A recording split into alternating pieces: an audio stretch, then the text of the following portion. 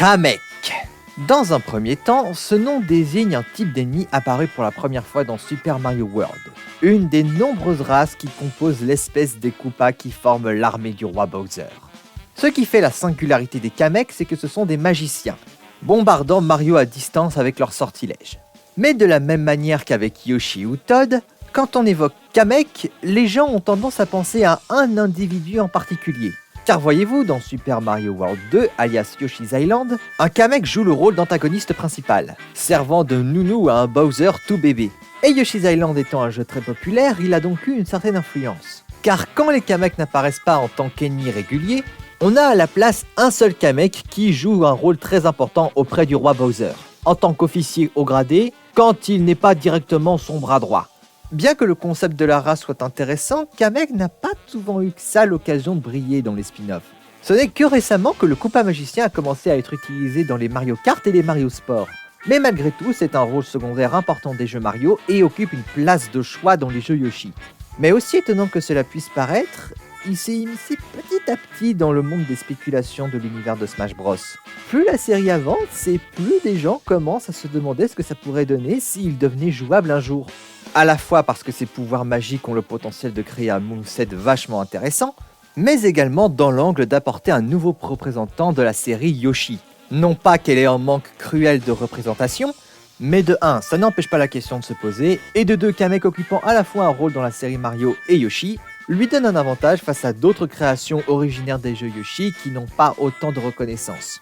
De plus, Kamek reste quand même un sujet assez minoritaire, surtout comparé à d'autres personnages qui continuent de monopoliser les spéculations. Mais ça ne veut pas dire qu'il n'est pas un sujet intéressant à discuter, ni qu'il n'a aucun potentiel de moveset. Au contraire, grâce aux nombreux jeux de plateforme et RPG où la race des Kamek est apparue, elle a démontré une pléthore de sorts divers et variés. Il y a ici un potentiel qui ne demande qu'à éclore. Et je vais tâcher de faire de mon mieux. Donc, ici, comme par magie, Kamek était jouable dans Super Smash Bros. Qu'est-ce que ça donnerait ? Déjà, en termes d'apparence, il ne faut pas aller chercher très loin. Elle a toujours été très consistante. Important, ce sera surtout de donner une petite texture à la robe bleue et à la peau écailleuse de Kamek. Pour ses couleurs alternatives aussi, c'est facile. Les Mario RPG ont donné au Kamek des robes de couleurs très différentes, généralement pour indiquer dans quel sort il se spécialisait. Mais ici, ce sera purement esthétique. Sa couleur par défaut serait évidemment le bleu ciel. Puis vient la couleur rouge, puis vient la verte, blanche, puis jaune. Les costumes qui suivent, par contre, ont des références plus spécifiques. La 6ème couleur est une référence à l'apparence des Kamek dans Super Mario RPG. La peau est d'un teint orange un peu plus saturé, la robe est d'un bleu plus foncé, et la bordure blanche du bonnet n'est plus là. La 7ème couleur a des teintes violettes, en référence à Kamela, un boss Kamek de Super Mario Galaxy, et Kamikoopa, la sorcière qui sert de bras droit à Bowser dans les 2 premiers Paper Mario. Enfin, la dernière couleur alternative est un costume. Kamek se déguise en Princesse Peach, perruque et couronne comprises. Cela dit, même dans ce costume, l'entrée de Kamek sur le terrain sera toujours la même. Il arrivera à dos de balai. Aussi, voici quelques petits détails esthétiques pour ses esquives. Au lieu de faire des roulades, il se téléporte, et pour son esquive aérienne et pas chassée, il disparaît avant de réapparaître. C'est un sorcier après tout. Mais cela dit, cela me permet de faire une transition sur un sujet important. Dans beaucoup de movesets de Kamek que j'ai vus, une de ses attaques spéciales consiste généralement en lui qui saute sur son balai et fonce dans une direction. C'est soit une attaque spéciale haut ou côté. Mais moi, j'ai décidé de traiter le balai autrement. De la même manière que Bowser Jr. dans Smash est toujours dans sa Koopa mobile, pour mon moveset, Kamek sera toujours sur son balai. Je trouve que ça lui donne une identité propre. Mais pour le coup, ce n'est pas qu'un gimmick visuel. On a pas mal de personnages dans Smash Bros qui flottent au-dessus du sol. Certains volent pour courir, d'autres donnent l'impression de léviter en permanence. Pourtant, ça ne les empêche pas d'être affectés par des objets pièges qui gisent à ras du sol. Et si je n'avais pas décidé de le faire chevaucher son balai, ça aurait été la même chose pour Kamek. Or non, ce n'est pas le cas. Grâce à sa monture, Kamek est en partie protégé de ces objets. Il est totalement immunisé aux peaux de banane qui traînent par terre. Par contre, comme tout combattant, s'il s'en prend une directement en pleine poire, là il tombera. Quant aux mines, elles n'exploseront pas quand Kamek leur passera dessus. Par contre, s'il reste immobile 2 secondes au-dessus d'elles, là elles s'activeront. Autant dire, faut pas traîner. Bien qu'immunisé à ces pièges très terre-à-terre, ça ne veut pas dire que visuellement il flotterait au-dessus de tout le monde, mais pour une raison très spécifique. Kamek aurait la capacité de ramper comme d'autres personnages du jeu. Sauf que dans son cas, c'est pas qu'il rampe. Ce qu'il fait, c'est qu'il désenfourche son balai et marche. Oui, je sais, c'est complètement absurde. Mais en rampant ainsi, là, il entre en contact directement avec le sol du stage. Et donc là, il est susceptible d'être directement affecté par les objets cités précédemment. Bon, vu qu'on parle de ce petit détail, il est temps de parler de ses statistiques et de son style de jeu. Dans les jeux où il apparaît, Kamek fait typiquement deux choses. Soit il affronte directement les protagonistes et utilise sa magie pour affecter l'environnement alentour, soit il transforme des ennemis réguliers en de gigantesques boss. Dans tous les cas, il contrôle les terrains, que ce soit au premier sens du terme ou d'une manière plus imagée. Après tout, si l'ennemi occupe une grande partie de l'écran, le héros ne peut pas aller bien loin, n'est-ce pas? Résultat, pour son moveset, je l'imagine bien ainsi. Beaucoup de ses attaques troqueraient la puissance contre la portée. Mais ces dernières auraient également pas mal de spécificités qui sont extrêmement utiles pour prendre l'adversaire au dépourvu. Niveau stats, il serait plus à l'aise en l'air qu'à terre. Il aurait droit à un triple saut, se déplacerait assez vite en l'air et pourrait se repositionner très facilement. Sur terre, sa marche serait assez lente. Bien que sa vitesse de course serait supérieure à la moyenne, il est handicapé par un élan qui lui fait prendre du temps avant d'atteindre sa vitesse maximale, et le fait qu'il mette du temps à freiner avant de s'arrêter complètement. Il est donc très important d'apprendre pour les joueurs de Kamek à se repositionner comme il faut, et éviter que les adversaires arrivent à trouver une ouverture pour s'approcher de lui. Passons désormais aux attaques normales et à ce que ce Koopa magicien peut conjurer.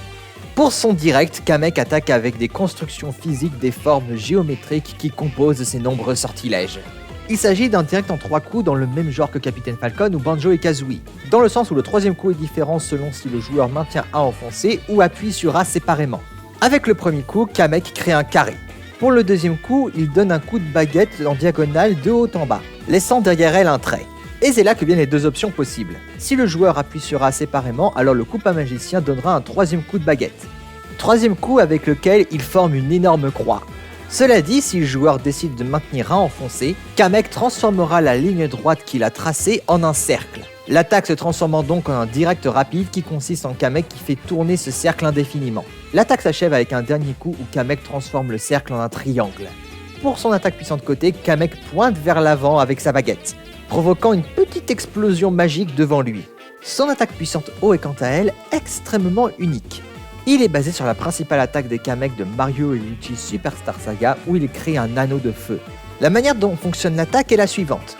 Kamek crée une petite flamme en face de lui. Kamek la fait voler au-dessus de lui en arc de cercle et la fait disparaître dans son dos. Sauf qu'au cours de sa trajectoire, elle est rejointe par d'autres flammes. 4 pour être précis. Et elles suivent exactement la même trajectoire, protégeant Kamek tout du long. Bien que très utile en tant qu'attaque anti-aérienne, au début de l'attaque, Kamek est très vulnérable dans son dos, et sur la fin, au contraire, il est vulnérable aux attaques de face. Pour son attaque puissante bas, Kamek balaie le sol, au sens premier du terme. Il désenfourche sa monture, et hop, un petit coup de balai. Cette attaque a la particularité d'avoir 2 trajectoires d'éjection différentes selon si Kamek est à terre ou non. En l'air, elle envoie voler les adversaires sur un angle plus horizontal, tandis que sur terre, elles sont envoyées dans un angle un peu plus vertical, disons 45 degrés. Enfin, pour son attaque rapide, Kamek fait apparaître un crâne de Skelerex au bout du manche de son balai, et ce dernier mordit à foison. Après ça, c'est surtout d'un point de vue visuel. L'attaque donne un coup direct et fissa. Cette attaque a 2 bases. Déjà, c'est un soupçon de nécromancie, collant assez bien avec le fait que Kamek est un sorcier, mais aussi en référence à un ennemi iconique des jeux Mario, le Skelerex, que la magie de Kamek a permis de faire appel à diverses occasions, telles que Mario et Luigi Dream Team Bros, ou encore Paper Mario The Origami King.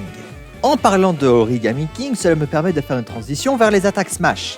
Pourquoi ? Parce que son attaque Smash côté est aussi issue de ce jeu, ou en tout cas fortement inspiré. Kamek crée un cercle composé des formes géométriques de ses sortilèges et provoque une énorme explosion, ou du moins beaucoup plus grande que son attaque puissante côté, soyons honnêtes. Un projectile dans son jeu d'origine, ici c'est une hitbox disjointe. Pour son attaque Smash haut, Kamek fait surgir du sol devant lui un énorme pilier couvert de pics comme on en a dans les New Super Mario Bros. C'est une attaque dans la même veine que les attaques Smash haut de Palutena et de Bayonetta, le coup est plus devant Kamek qu'au-dessus de lui. Et encore une fois, pour continuer avec la comparaison, elle est un peu à mi-chemin entre ces deux attaques. Un compromis entre la portée de celle de Palutena et la puissance de celle de Bayonetta. Elle frappe plus fort que la première mais pas autant que la deuxième, mais a une plus grande portée que la deuxième mais pas autant que la première. Et enfin, son attaque Smash bas est inspiré par son combat dans Mario et Luigi Dream Team Bros. Pressant la brosse de son balai contre le sol, Kamek le fait tourner sur lui-même et autour de sa personne. En tournant, le balai inflige 2 coups aux adversaires qu'il touche, ces derniers ne se faisant envoyer voler qu'au deuxième. Passons aux attaques aériennes. Pour l'attaque aérienne neutre, on va affecter une attaque que Kamek a utilisée dans Sticker Star. Très simple, Kamek se contente de tourner sur lui-même et frappe les adversaires autour de lui avec son balai.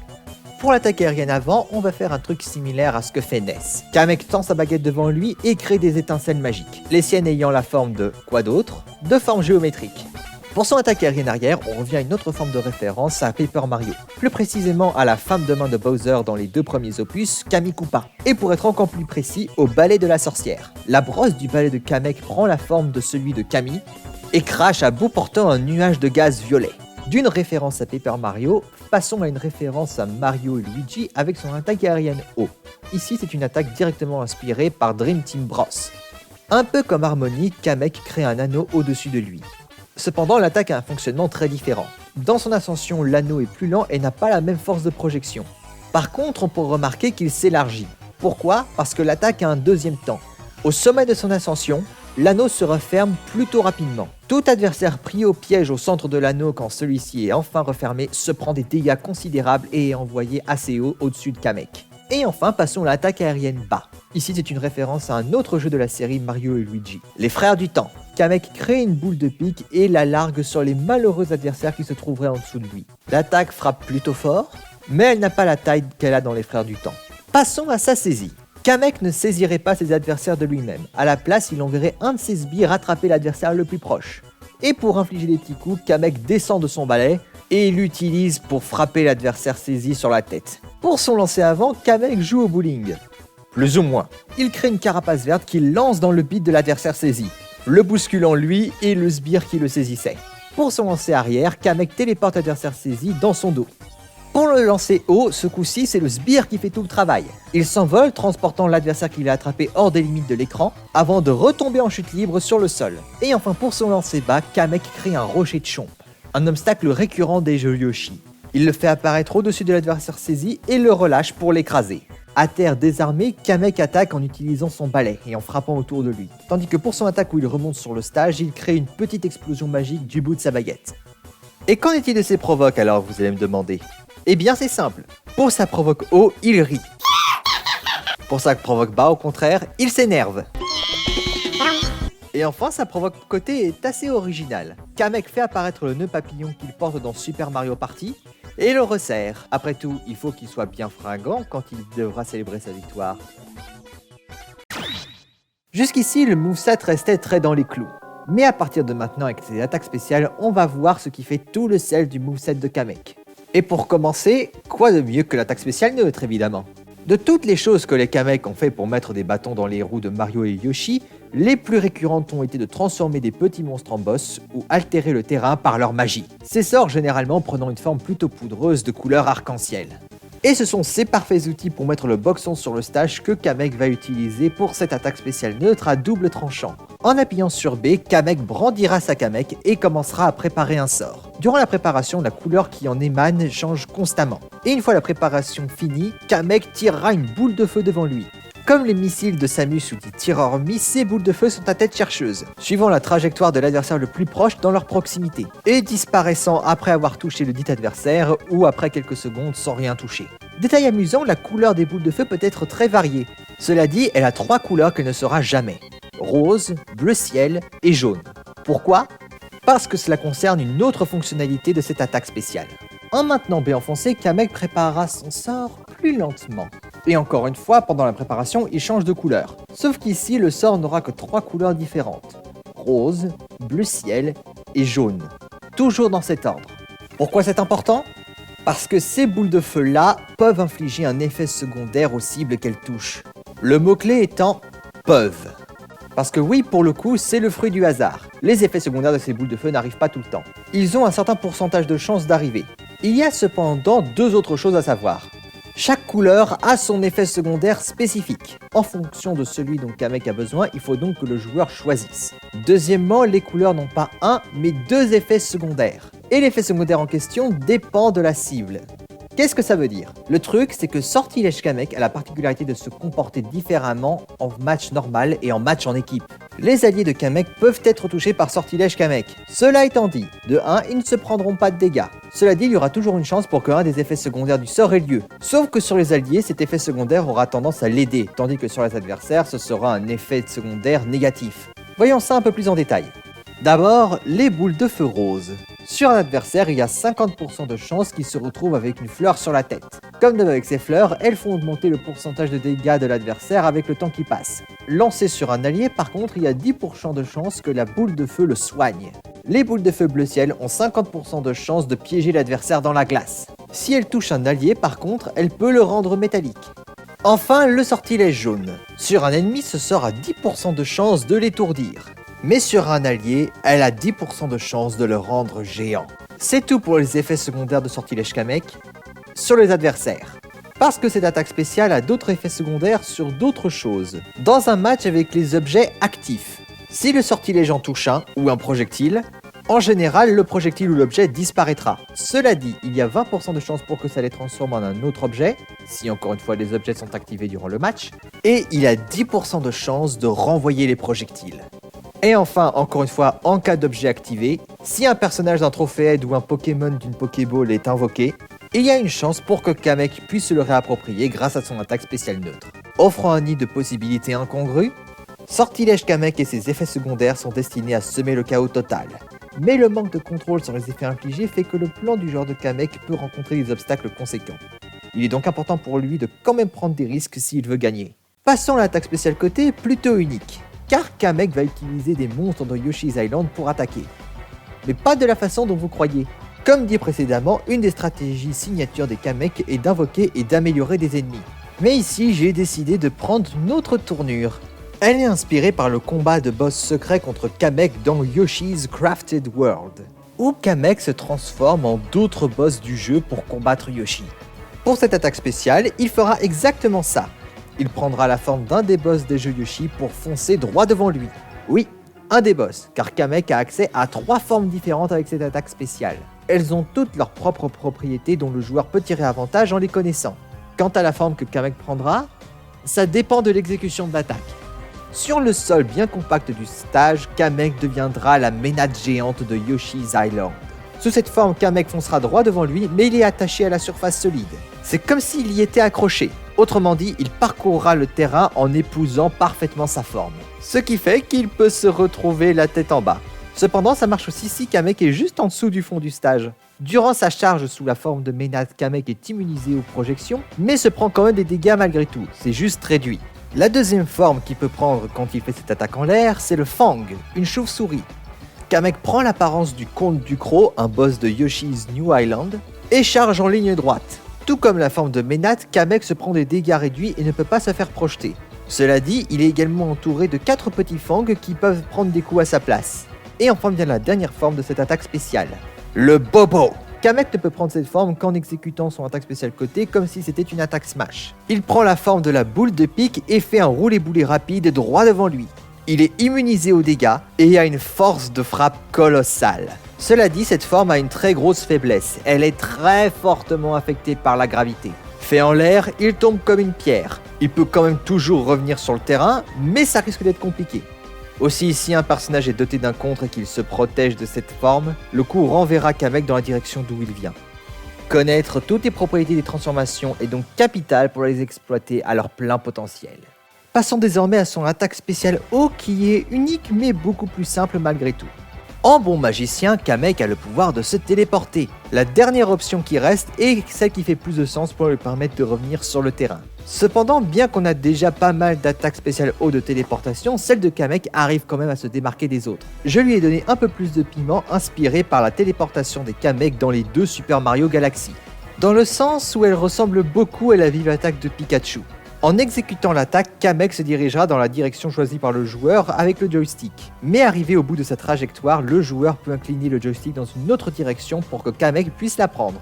Elle va plus loin que d'autres attaques spéciales de téléportation, mais laisse Kamek en chute libre peu importe quand il arrête l'attaque, et elle n'inflige aucun dégât. Une attaque assez sûre pour revenir sur le stage, mais dont les déplacements aussi chaotiques peuvent prendre au dépourvu l'opposition.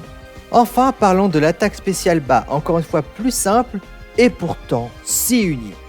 Autre pouvoir typiquement magique, le clonage. Et Kamek a tendance à y avoir recours quand il affronte Mario. Mais au début, essayer d'adapter une attaque spéciale de clonage dans un platform fighter s'est révélé un poil complexe à trouver une bonne interprétation. Jusqu'à ce que je découvre plus en détail un autre célèbre platform fighter, Rivals of Aether. Un jeu dont l'un des combattants a la capacité de créer un clone. Et je pense que l'attaque peut servir de base pour comment créer des clones dans Smash aussi. En appuyant sur B, Kamek créera un clone qui apparaîtra devant lui et parcourra le terrain, s'approchant des adversaires mais ne levant jamais la baguette sur eux. En refaisant Beba avec un clone déjà présent, il n'en créera pas de deuxième. Un seul clone par Kamek présent sur le terrain est autorisé. Par contre, cela changera son comportement. Il aura plus tendance à reculer, car le clone n'est pas très résistant. Un coup, et c'est fini. L'utilité première du clone est donc de semer la confusion pour donner une ouverture à l'original et frapper un grand coup. Cela dit, elle a une autre fonctionnalité. En effet, Kamek peut se débarrasser lui-même du clone, en refaisant B bas et en maintenant B enfoncé ce coup-ci. Ce faisant, il sacrifiera le clone dans une explosion. Oh et à propos, l'explosion du Kamek aura lieu aussi si un des sortilèges Kamek le touche. Et voilà, on en a fini avec toutes ces attaques spéciales. Et sur une note bien plus simple à comprendre, dis donc. Mais simple à comprendre ne veut pas dire simple à contrer. Les thèmes globaux du moveset sont la magie et la tromperie.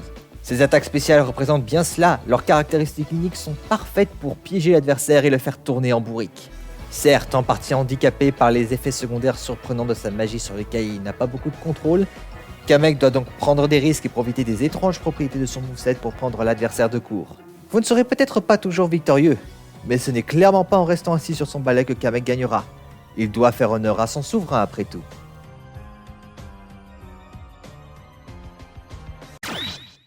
Parlons enfin du Final Smash. Et pour ce dernier, on ne change pas une équipe qui gagne. Fidèle à lui-même, Kamek invoquera un ennemi de Yoshi's Island et le transformera en géant pour attaquer ses adversaires. Après tout, Yoshi's Island a beaucoup d'ennemis iconiques et certains sont en effet devenus des boss. Et pourtant, aucun. Kamek n'invoquera aucun ennemi de seconde zone, non. Il invoque son roi.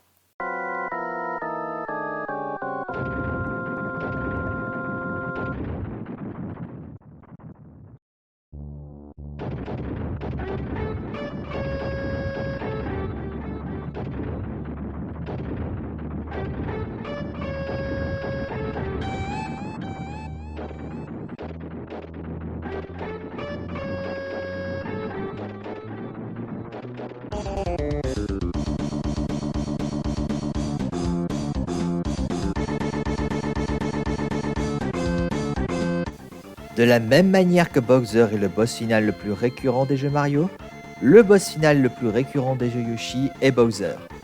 Mais il s'agit plutôt d'un bébé Bowser. Souvent, le résultat est le même. Il devient géant et combat directement Yoshi. Ce premier combat est si iconique que c'est de là que la mode des Bowser géants en boss final est née.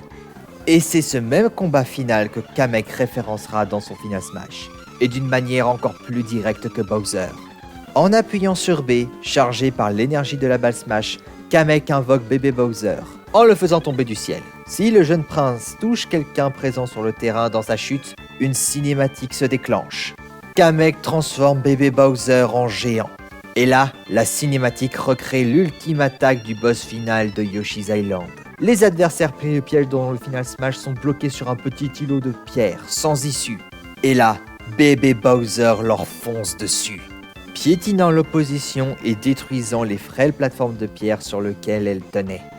Les adversaires se prennent alors des dégâts monstrueux, et en référence à la charge de bébé Bowser qui est un game over automatique s'il arrive à finir sa course, si les dégâts des adversaires finissent par dépasser les 100%, alors c'est un KO automatique. Une fois le Final Smash fini, Kamek et bébé Bowser célèbrent leur victoire, avant que Kamek appelle un taudis pour reprendre le jeune maître hors du stage et reprendre le combat comme si de rien n'était, laissant son souverain bébé en toute sécurité. Quel bon tuteur! Et en parlant de célébrer la victoire,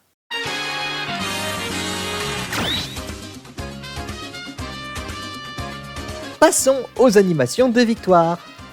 Pour sa première, Kamek, à cheval sur son balai, survole le sol en répandant sa poudre magique avant que la caméra finisse sur un zoom où Kamek la regarde d'un air triomphant.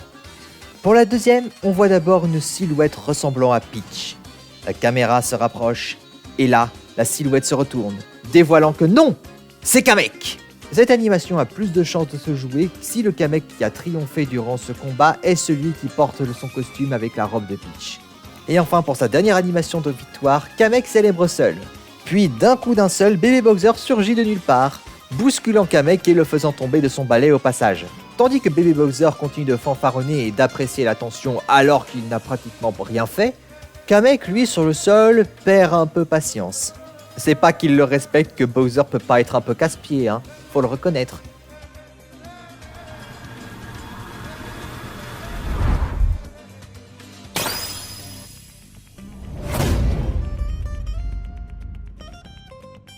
Et voilà ce que ça pourrait donner si Kamek était jouable dans Super Smash Bros. Merci d'avoir regardé cette vidéo. Si elle vous a plu, n'hésitez pas à mettre un like. Un truc gentil à dire ou un commentaire constructif à faire, n'hésitez pas, la section commentaires est ouverte. Si mon futur contenu vous intéresse, n'hésitez pas à vous abonner et à activer la cloche. Quant à moi, je vous dis à plus tard pour ce mois-ci, pour un deuxième moveset qui sera toujours situé dans l'univers des jeux Yoshi. A bientôt!